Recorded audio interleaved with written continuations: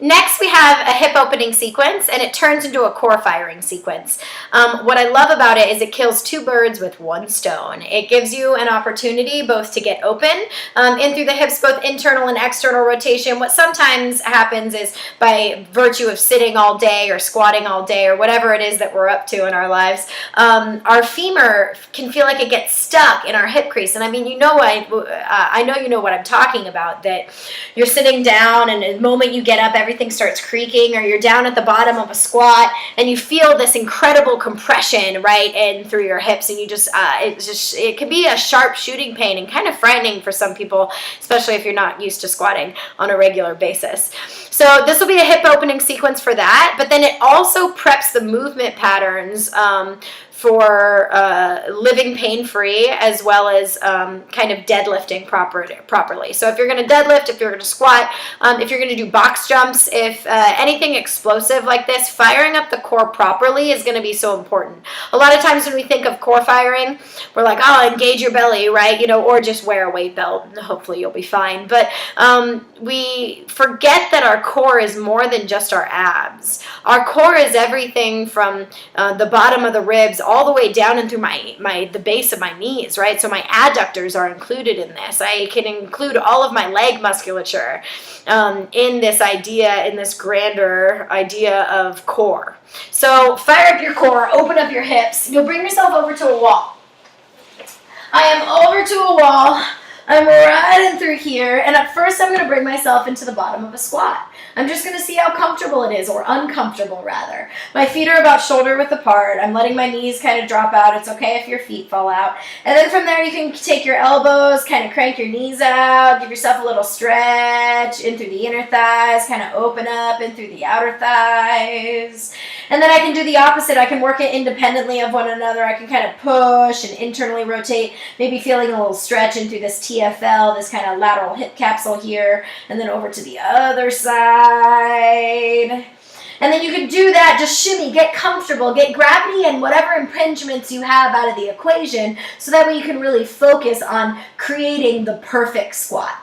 Yeah? If you notice that your toes kind of turn out in a squat, try to get them even. It's okay if you don't actually squat like that. We're just trying to create ideal movement patterns. And then when you actually squat, you know, you can turn your toes out if you need to, but eventually one day you might be able to squat with your feet in line with your heels, with your pinky toe in line with your heels.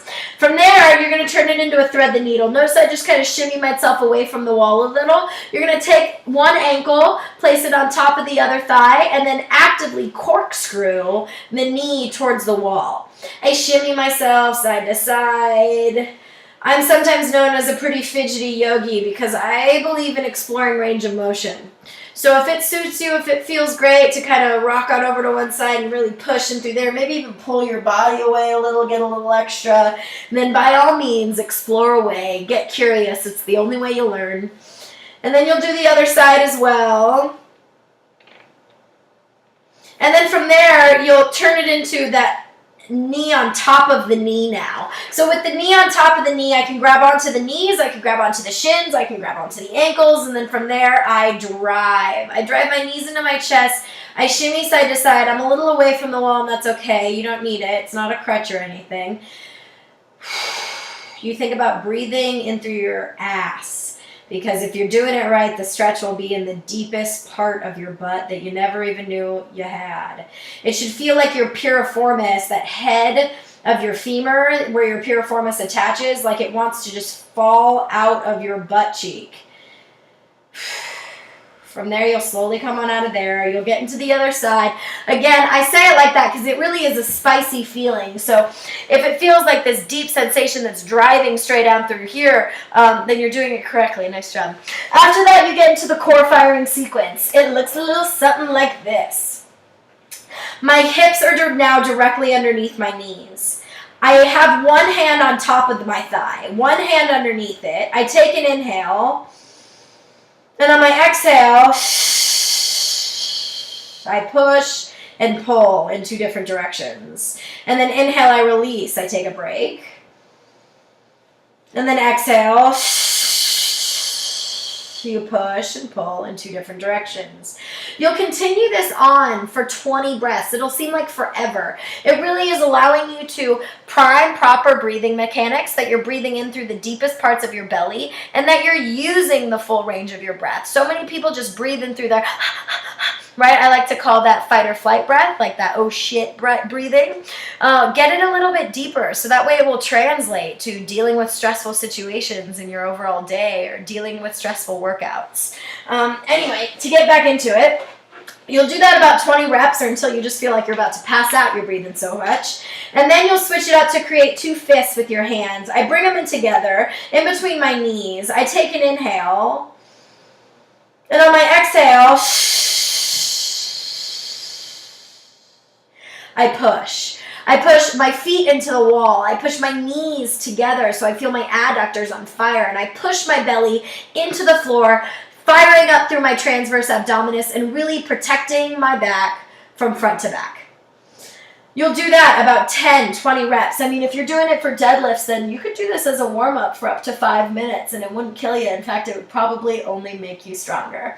So you'll do that until you just can't take it anymore. If you do have a low back tweak, I actually do recommend doing it for upwards of 5 minutes. Sometimes it takes some time to kind of reset that pelvis and to fire the correct musculature and to turn off all the inflamed and overused ones. So please, please, please, please, please be patient. From there, after you're done with a core firing sequence, then you'll turn it into a spread eagle. Your legs are up the wall, and then from there you spread them. My butt is all the way to the wall. And then I take my knees and I corkscrew them out, so I'm opening up and through my hips a little bit more. And this really preps you for the idea of the most external rotation you could possibly have in a squat, translating to the most torque or the most power. So the idea that we say shove the knees out, that actually comes from a cue in through the hips that we want you to externally rotate. And then from there, allow that opening to really prep you into PRing your squat next time. Have fun.